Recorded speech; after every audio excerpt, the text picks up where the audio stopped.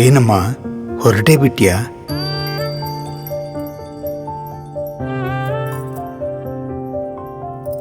ನೀನು ಮದುವೆಯಾಗಿ ಬೇರೆ ಮನೆಗೆ ಹೋಗೋದು ಗೊತ್ತಿತ್ತು, ಆದರೆ ಇಷ್ಟು ಬೇಗ ಆ ದಿನ ಬೇಗನೆ ಬಂತಲ್ಲ.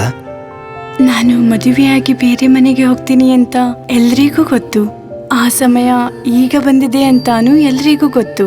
ಆದ್ರೆ ನೀವೊಂದು ಪ್ರಾಮಿಸ್ ಮಾಡಿದ್ರಲ್ಲ, ಏನು? ಒಬ್ಬರಿಗೊಬ್ಬರು ಜೊತೆಯಾಗಿರ್ತೀನೆಂದು.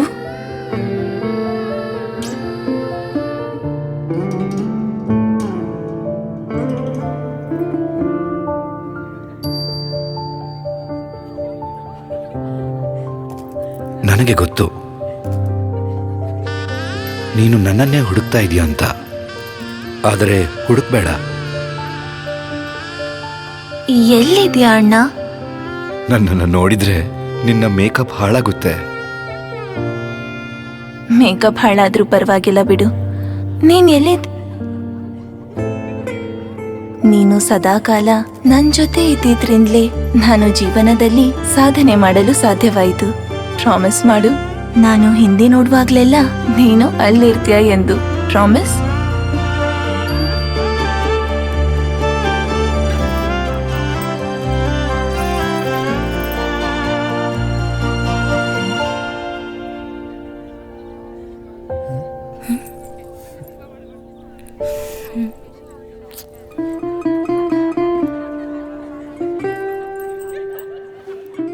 ಅಜ್ಜಿ, ನಾನ್ ನಿನ್ಗೋಸ್ಕರನೇ ಎದುರು ನೋಡ್ತಾ ಇದ್ದೀನಿ, ಯಾವಾಗ ಬಂದು ತಿನ್ಸ್ತೆ ಅಂತ. ನೀನೀಗ ದೊಡ್ಡವಳಾಗಿದ್ಯಲ್ಲಮ್ಮ. ಇಲ್ಲ, ದೊಡ್ಡವಳಾಗಿಲ್ಲ. ತಿನ್ಸು.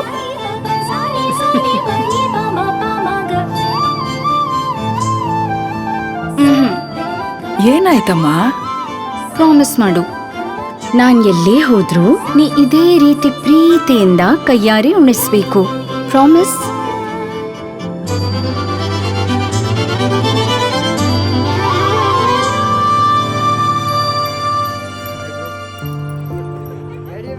ಏ ಬಾರೋ.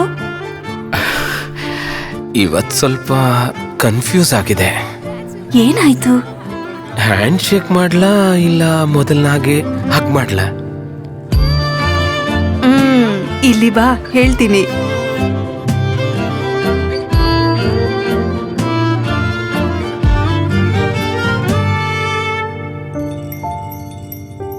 ಏನದು?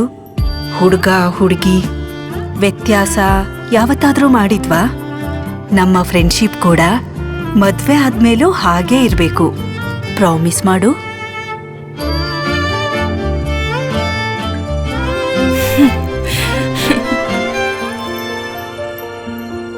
ನನ್ಗೆ ತುಂಬಾ ಸಂತೋಷ ಆಗ್ತಾ ಇದೆ. ಹಾಗೆ ಸ್ವಲ್ಪ ನರ್ವಸ್ ಕೂಡ ಆಗ್ತಿದ್ದೀನಿ. ನಿಮ್ ಜೊತೆ ಮದ್ವೆ ಆಗಿ ನಿನ್ನನ್ನು ನಂಬಿ ನನ್ನ ಫ್ಯಾಮಿಲಿನ ಬಿಟ್ಟು ಒಂಟಿಯಾಗಿ ನಿಮ್ ಜೊತೆ ಬರ್ತಾ ಇದ್ದೀನಿ.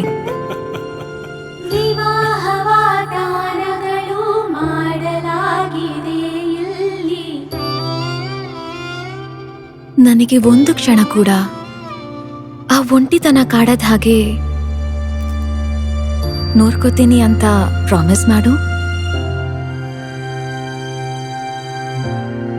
I promise.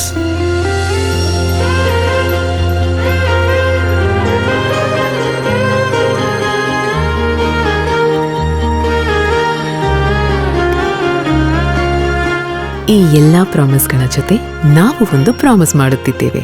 ನಿಮ್ಮ ವಿವಾಹವನ್ನು ಒಂದು ಮರೆಯಲಾರದ ಅನುಭೂತಿಯನ್ನಾಗಿಸುತ್ತೇವೆ ಎಂದು. GRT brides, the bridal jewellery collection. ಶುಭ ಆರಂಭಗಳ ಪ್ರಾರಂಭ.